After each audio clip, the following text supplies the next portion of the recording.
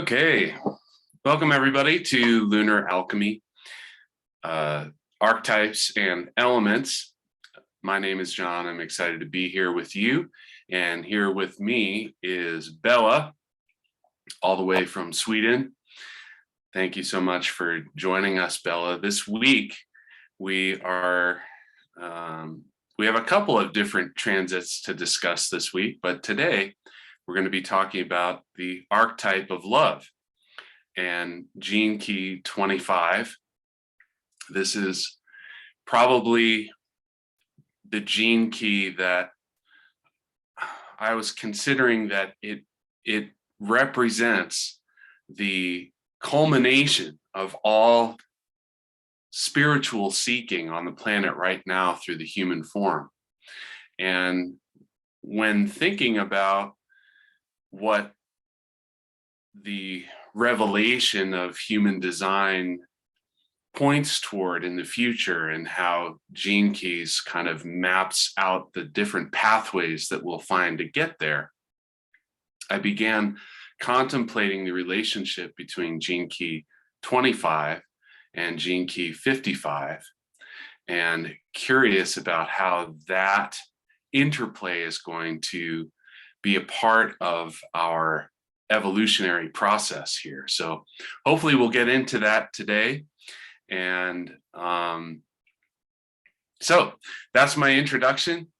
Welcome to all the solar members who are joining us live. And for those of you watching on Facebook, I will be posting a link in the comments there where you can learn more about lunar alchemy and how to engage in receiving the quantum elemental transmissions that we do with each session. So Bella, welcome. How are you? I was posting on Facebook. I always like when people are on live. So if you're on live and there's anything we say that you want to comment on or your own experience, that is so welcome. I love the 25 because finally we're out of Pisces and all this emotional messiness and we're into this clean love. That's my first sigh of relief. And then I can say at the same time, you know, it's never like going out of something and coming into, it's always coming together. And of course, even I shared about my own experience right now in life. And yeah, there is still a lot of emotion and love and messiness and humanness and compassion. So that together with this new Aries energy, this fire energy, that we are going into a new element in this astrological new year that we're in. So both still some of that transmutation that we had in the last part of the wheel with something new, like a new beginning with all this, I feel like. Yeah, the change from Pisces into Aries is always, it's a powerful change because not only is it a movement from a watery element sign into a fiery sign, but it's also the beginning of the astrological year. So here we are, the first few days of spring, we're in a fire sign, and being able to maybe clear away some of the muddiness that some of us may have experienced over the last month or so. I always feel that way in Piscean energy, but I know that there are lots of people who really thrive in that situation as well. So I'm excited to be here in this new moment because I do love spring so much. So Bella, tell me about love. You know, this gene key, when we think about love, and if we were to put it in terms of opposites, I feel as if we don't often go from love to constriction when we think about how the interplay of our experiences are.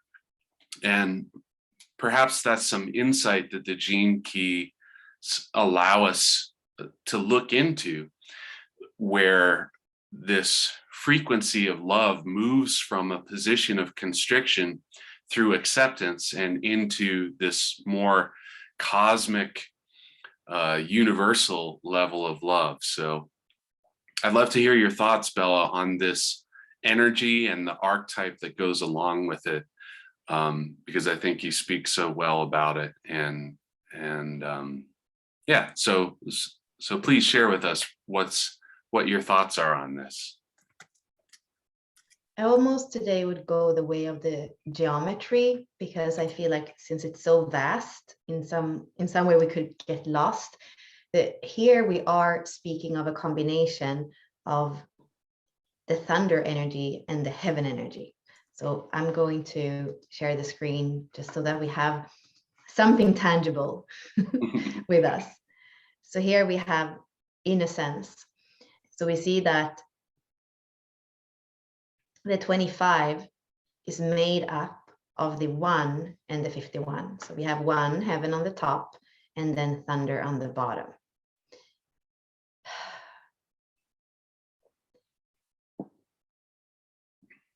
Universal love is the beauty of awakening. You know, I do feel that putting too many words on this is a disservice.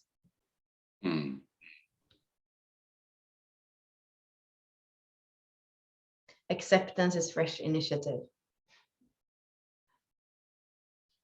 What I can say is that I don't feel a lovey-dovey energy. I don't feel a very feminine energy.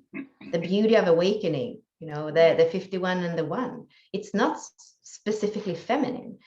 For me, it feels a lot like presence. The presence with that thunder, with that lightning, and the spark of that first gene key. So I feel that I do not want to go into a conversation about, you know, what is love, and it's the heart of the feminine. Like I would love to go, I would love to go beyond that. I would love to explore something new here, that has that very piercing energy in a way, with the lightning and the spark. So if we would go to the 64 doors, the archetype here, that where the archetypes come, what comes together for this archetype is thunder and the spark. And I would also say that in terms of the 64 doors, I do believe that love is way too vast. And I've been sitting with the copy and I've been feeling into this archetype. And the name that I believe it's going to have is the innocent. So maybe that is where we're starting the conversation today. Because purity, the purity of love is innocence. And for me, what I feel into what this archetype is, it is to be shocked by life, by that 51, that shock, that lightning. And instead of becoming a victim, you are initiated by that shock. And the lightning can shock you over and over again. And every time the initiation is deeper. And it's even like the 25, after having been unexpectedly shocked so many times, it's looking for that initiation. It's welcoming that initiation.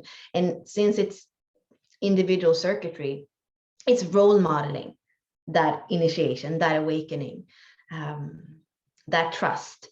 And in some ways, you could say it's Christ and like giving the other cheek, but I feel more than anything, this is Christ in the sense of it's the acceptance of all suffering from the beginning of time, of all women and all men. And to see that not as a slap in the face, but to see that as an initiation into really understanding what love is, and not love of the love that we were in the more emotional gates.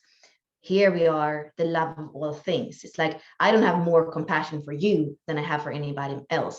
I don't love you more because you happen to be my husband. No, there is almost this cool quality. And I believe that what I was saying here in the beginning, it's not a very feminine, it's not a very nurturing, it's very cool, because it says, no, I don't love you more than you. I never met you and you are living with me, but it's equal. That's the universal love that we have in this archetype.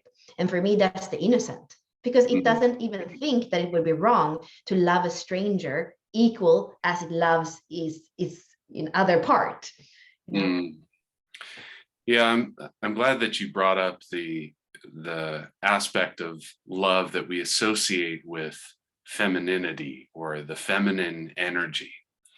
And because it is one quality that rarely gets described from a masculine perspective. And I'm not trying to say that the quality of this energy is purely masculine.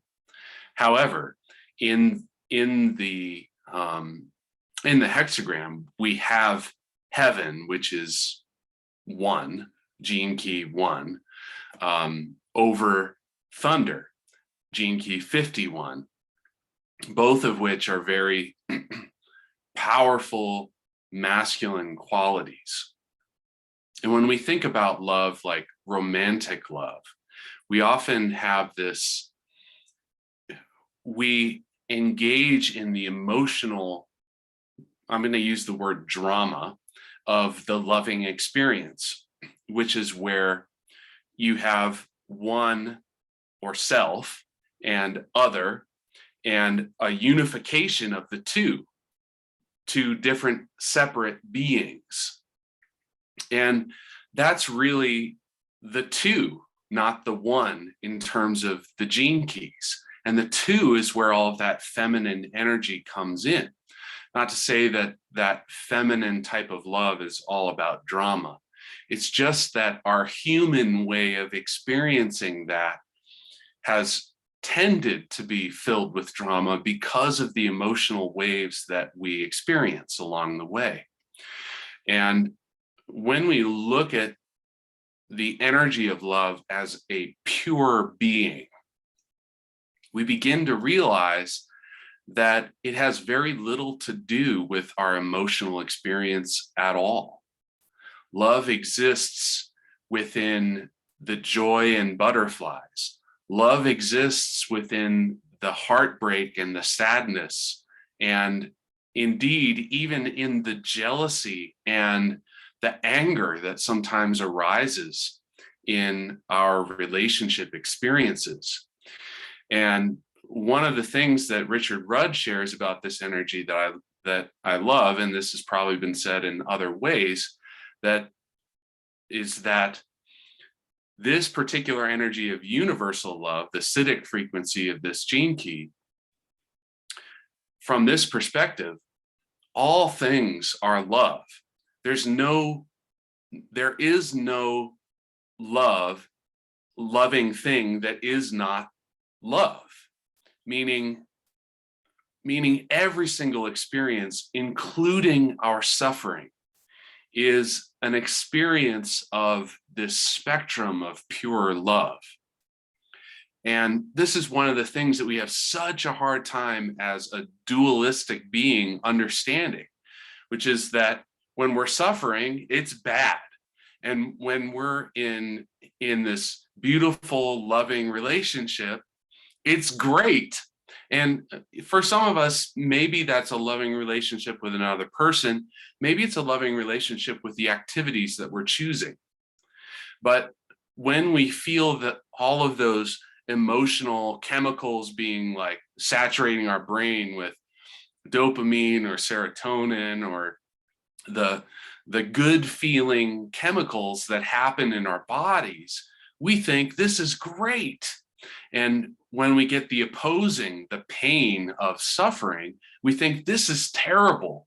And we lose our awareness of a higher truth about what this archetype and this energy really gives us a potential to create in our experience. So Bella, this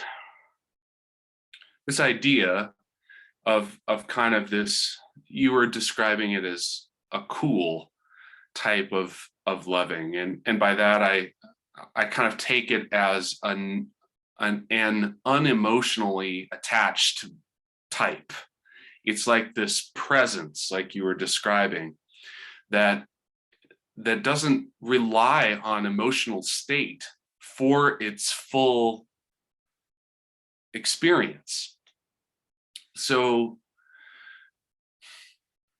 this is why I wanted to bring in this idea of the 55 as this evolutionary transformation. Because if we look at the state of the human consciousness today, we have so much of our experience based upon self and other, this sort of low vibrational, shadow permeated experience of fear. And oftentimes when you talk to people about love, they always say, well, the opposite of love is fear. But this gene key suggests that no, actually, that's also not true. Fear is also love. So how do we move deeper into this archetype when there are so many things to fear?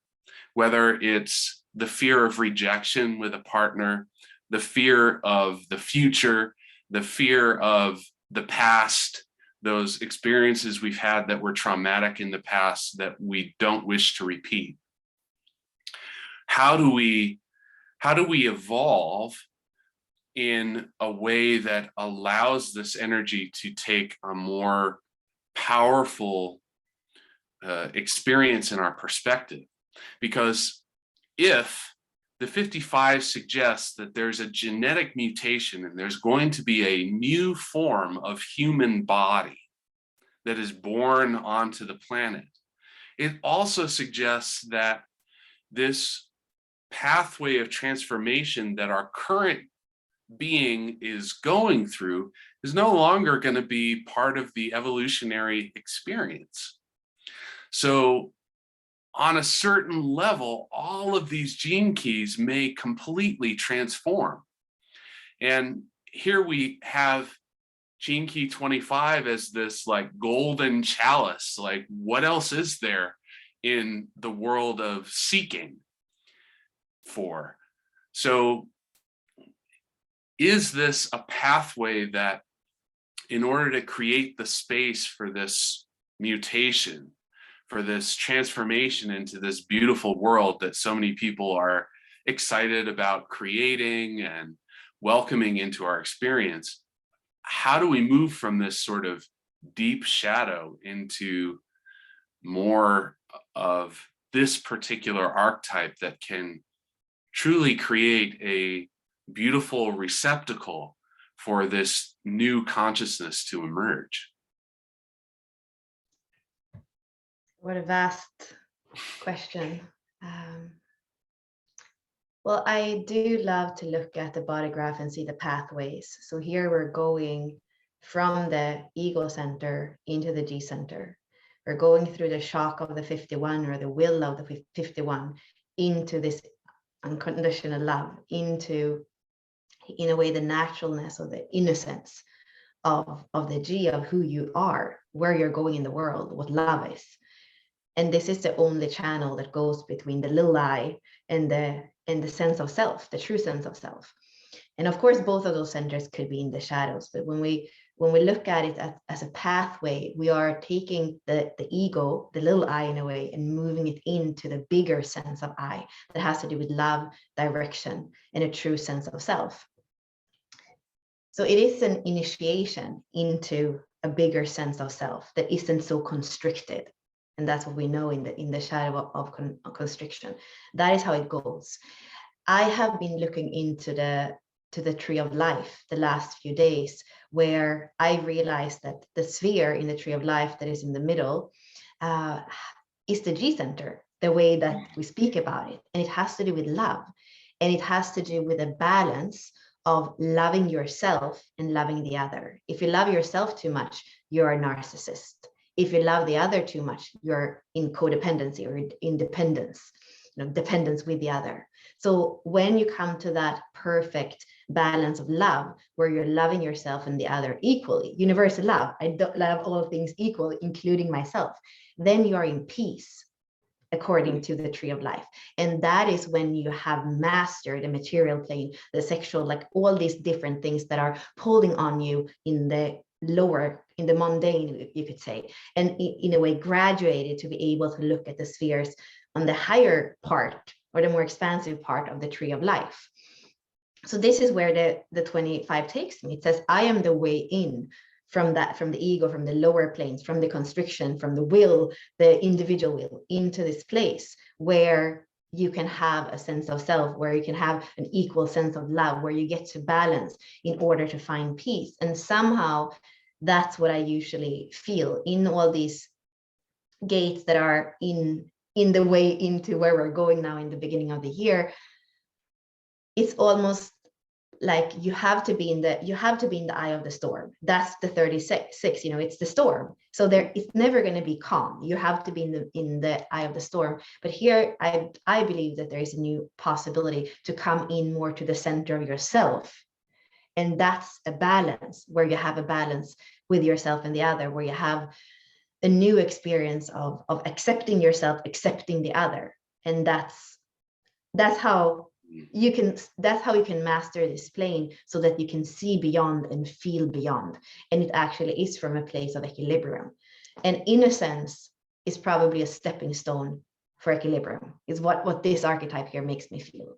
And with that said, I do not believe that you in any way can hurry this 25.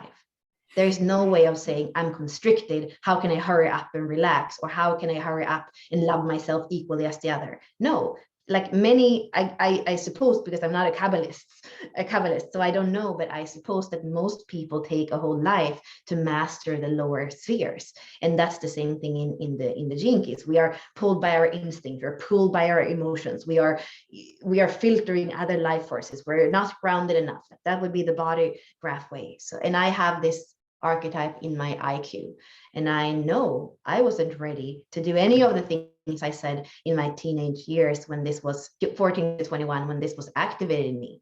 I was more than anything, well, I think on the outer, when I look at myself now, it was more than anything the shadow, but I know that the seed of innocence in a way was intact in me. And that was makes me feel back to what you were saying, that fear is love, you know, like that seed was always untouched. That seed in me, that was what could come up and then become a different experience of the G, a different experience of self and other. Yeah. Yeah, while you were speaking, I was thinking about this idea of loving self more than the other and ending up in the narcissistic range, or loving other more than the self. And I think an excellent way to think about that is to, for instance, love yourself at the expense of another. And when we think in that way, it automatically creates for us that complete difference in valuation, where the other is seen as less than, or vice versa, where we love the other at the expense of the self. Then we get into all of the fields of martyrdom and that type of a thing. And when we look at this idea of achieving some form of equilibrium in our loving, it means to love the self as the other and love the other as yourself. And it looks like maybe our connection got interrupted there, but I'll continue on with this part of the discussion. The pathway of acceptance, which is the gift frequency of this gene key, Bella was mentioning that it can't be rushed. And one of the qualities of this particular archetype of universal love, of the innocence that is behind it, is that every aspect of our present state must be accepted in order to move through the next stage of our evolutionary process. Meaning, we must also accept our inability to accept. It kind of sounds like a paradox, but as long as we refuse to accept these parts of ourselves that are unloving towards self, that are unloving towards others, that are focused upon the experiences of the past that were painful or suffering, or the anxieties of our future, we won't be able to move beyond that level of experience, and we'll be stuck in those feedback loops of fear. And so when I think about this, the potential that this particular energy has for transforming our experience in the world, transforming our societies, the way that we relate, the impacts that we have on others and in the world, this all-encompassing willingness to acknowledge and accept, oh, good, there you are. To acknowledge and accept our every experience. It puts you into a different perspective, a completely different range of frequencies. And that impacts the entire field that you're going to interact with in the world. It's like a complete transformation of how we experience compared to our, I'm going to say, our conditioned responses of constriction. And when I say conditioned, I mean at the deepest levels of unconsciousness, from the levels of our genetic encoding, from the levels of the subtle energies that we absorb from conception through to literally every moment of our life. We're always absorbing these frequencies of that impact us in a particular way. And when we learn or are programmed with this response of constriction, the world looks vastly different than the courageous perspective that looks at any aspect of experience with the potential for total acceptance. And Bella, since you've been thinking deeply about this, and I want to just mention that in the I Ching, innocence plays a large role in this particular hexagram. I wonder if you might draw a connection between how we think about innocence or experience innocence and this potential for absolute acceptance. Because I feel as if oftentimes this idea of innocence is like this state of being that is pure and perfect, that we can recognize in a child. And our entire perspective about that is to protect the child from having to accept the awful things that occur on this planet in our experiences. which is literally the definition of constriction. So how can we form this connection between innocence and acceptance? Yeah, I like that you say that about innocence. And I think innocence and purity, sometimes those two words that we hear in the Gene Keys and the I Ching, I feel like they are misunderstood. So for me, innocence is to not close down. And like we said, when you have this archetype in you, or it's part of your experience, you are going to be tested by life. You are going to have those shocks. And to remain innocent is to not close down. Where can we look at this in the Gene Keys? Where can we understand it from? We can also go to the attraction sphere, and we can look at that whole process of the lines of the attraction sphere. And the last line is called disappointment / innocence. Because when you go through all the different lines and all the different experiences that you can have with your intimacy, your sexuality, your relating in this plane, it could be a very natural place to end up disappointed, especially if you have that 6-line perspective, this vision, this cellular intent of perfection that is inbuilt. And then you have all these experiences and it doesn't feel like that. And what we learn from the Gene Keys and the attraction sphere is that the highest ecstasy, the highest expression is that, can we use all these experiences and see how they are part of the human experiences, or something larger that actually bring us back to innocence? And that there is nothing about perfection in this human experience, in how we experience our even sexuality, and that ecstasy is actually the acceptance of every moment the way it is, which is very close to tantra.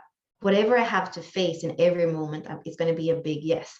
And when I can feel the waves of that aliveness moving through me, that those waves are the waves of ecstasy that are there all the time. So it's not that it's never there, but the constriction or the disappointment or the non-acceptance is what doesn't allow me to feel the waves of bliss that it is to be human, when we're welcoming those experiences that are part of the blood of the encoding of humans that we hold in that chalice, that is the chalice of blood, in a way that we're all carrying. And I believe that transmutation of this is still happening. It would be very weird if something that happened 2,000 years ago took away even our experience of transmutation every moment, of making that blood or that suffering become the very nurturing of meeting life as a human in every moment, which is acceptance and innocence, right? Indeed. It's, that just makes me think about some of my own, what I would maybe characterize as cosmic experiences, thinking about ecstasy and how I've had the opportunity to experience this extraordinarily deep and painful level of collective suffering. I've had some experiences where I pierced beyond my individual suffering to feel what suffering means on a collective level of humanity. And in the midst of that experience, that almost unimaginably painful suffering transformed into the most thrilling ecstasy that I've probably ever experienced in my life. And it really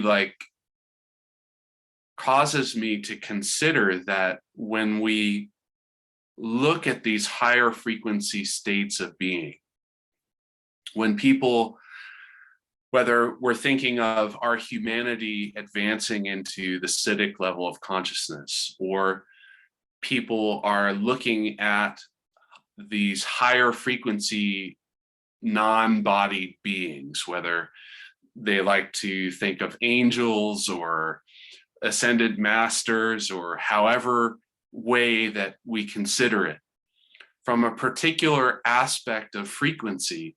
When we look at dualism and suffering, the experience of suffering is ecstatically enlivening because of the intensity of it, because of the truth of it. And at those higher frequency states, there is no differentiation between these aspects of suffering and experiences of ecstasy. So when we think about bliss and this potential or joy or the pinnacle of love, this pathway of acceptance, of being willing to acknowledge, to receive, to engage with every level, is truly an incredibly powerful way of being in the world. So, Bella, do you have any final thoughts before we move on to our elemental transmutative process? Yeah, I would say the programming partner to the 25 is the 46. And I almost see them as sister and brother. They are both in the G center. They both have to do with love.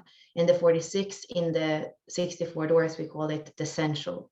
So it's a love that is felt through the body and the senses and the experience of being in physical form and the total acceptance of being in physical form. So it's very body essentially connected.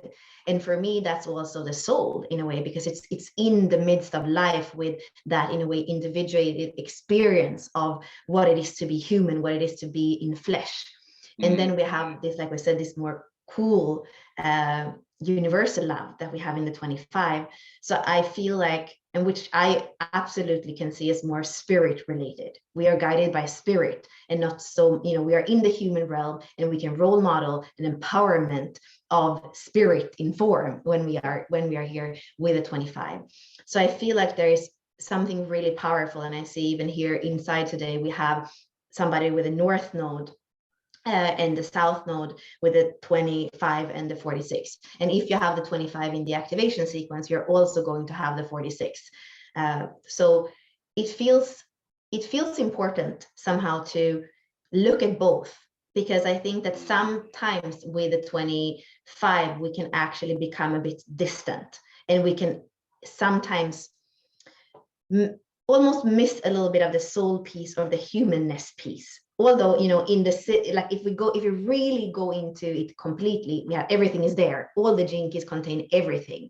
But I feel like I want to bring in the 46 because it is the programming partner, and to look at these two together. For me, it happens to be my IQ and my EQ. And it's not like it was not that one stopped kind of pulling on me in the shadow sense and the other before the other. It was really that when I started to dissolve the resistance in my IQ, that's also when my EQ opened. So they are very much working together. So that would be the inquiry for everybody that are here. If you have either the 25 or the 46, bring them in the programming partner and see what it means. The love of the soul, the love of spirit, the love of the body, and the universal love. Those are for all of us. They are there, they're present, and they're important.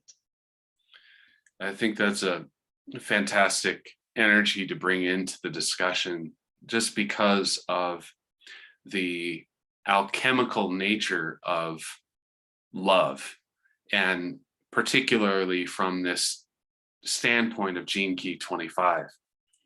Love exists in relationship, whether it's relationship with self or with other. And so looking only at the 25 and moving only in the direction of this sort of universal love, without the experience of the sensual, means that you can truly never experience universal love because you haven't brought your awareness to that more embodied physical experience that we are all a part of. So thank you for bringing that. And for those of you watching on Facebook, thank you for joining us for our discussion today in Lunar Alchemy. We're going to move to our quantum elemental transmission aspect, where we are looking at engaging these elements of creation, fire, earth, air, and water, as a conduit for the energies of transformation and how those integrate into our physical bodies so that our experience can be enlivened with our own individual destiny path. So to learn more about that, I posted a link down in the comments below. You can click there. We would love to see you in the future. So we will be meeting again on Thursday for another discussion, Gene Key 17 and the archetype of the discoverer. So we hope to see you there. We'll now continue with our solar members. Have a beautiful rest of your universal loving transit.